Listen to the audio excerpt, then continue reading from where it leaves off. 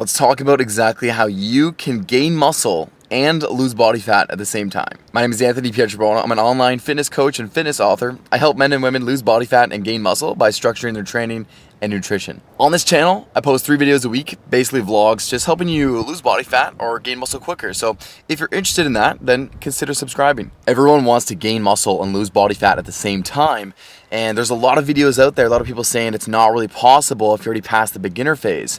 And this is true for the most part, but I'm going to talk about 4 different things you can do to actually make sure you do gain muscle and lose body fat at the same time, even if you're past the beginner stage of your training. Many of my clients end up losing body fat and gaining muscle. This is a phenomenon called recomping, so body recomposition. This is where you do lose body fat and you do gain muscle at the same time. Most of my clients achieve this within the first 1 to 2 months because we actually implement these 4 things. Without these 4 things in place, then usually you're gonna be wanting to stick to either just gaining muscle or just losing body fat. The first thing you actually wanna do is eat around your caloric maintenance. So eat close to the amount of calories it takes for you to maintain your body weight. This is because if you're over consuming, you're gonna gain body fat no matter what. And if you're under consuming, it makes it very difficult to gain muscle. But now you're asking, okay, if you're at maintenance level, then how are we gonna actually lose body fat if we're eating around our maintenance?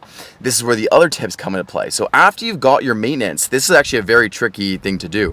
You need to figure out your maintenance first. So you need to set a caloric intake, hit that number every single day, weigh yourself every single morning at the same time, empty stomach, and see how your weight trends. If you can finally get it to maintain over a 7-day period, then you know you hit your maintenance. Then you move on to tip number 2. This is going to be to increase your NEAT, non-exercise activity thermogenesis. It's responsible for 60% of our entire metabolism. So this involves, going for walks, moving around, even fidgeting, just doing things, just moving throughout the day. So you'll want to just increase your NEAT by going for a daily walk or just doing more physical activity that's not really structured, right? Something that's not going to tax the body, but allow you to move more and burn like an additional 200 calories a day.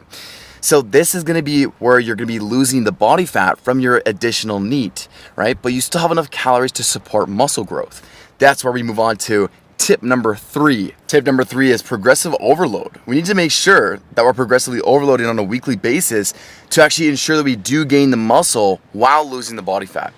Progressive overload is where we do more work the next following week than we did the last week. So this can be in the form of more weight, more reps, or more sets, or we can use specific set intensifiers, but just stick to the basics, right? So you want to structure your training conservatively off the start and then start to progress up your volume by doing more work in the following weeks.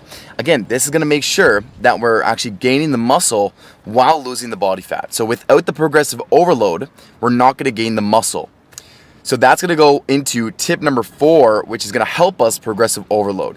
Tip number 4 is going to be to structure meal timing. This is want to make sure that we have all of our carbohydrates in that pre, intra, and post-workout setting, minimal to 0 carbohydrates outside of that window.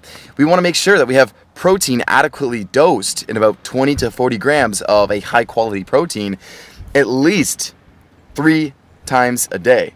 Up to 6 times. So 3 to 6 meals of 20 to 40 grams of protein boluses from a high quality protein source like a chicken breast, a whey protein, eggs, things of that nature. Now, having all those carbohydrates in that peri-workout setting is really going to allow us to make sure we are progressively overloading on a weekly basis. So when we put all 4 of these tips together, you're going to be making sure that you do gain muscle and lose body fat on a weekly basis throughout your training. So it's really simple, right? Let's just recap everything real quickly. So number 1, you want to figure out your caloric maintenance. Number 2, you want to increase your NEAT, your non-exercise activity thermogenesis. You want to move more throughout the day.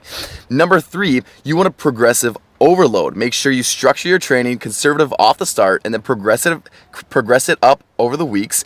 And then number 4 is you want to make sure that you do structure your meal timing and have all those carbs in the peri-workout setting. Split your protein doses up in over 3 to 6 meals. Make sure you're adequately getting enough protein throughout the day, and you're going to be well off to making sure that you're gaining muscle and losing body fat. If you found some value from this, give it a thumbs up.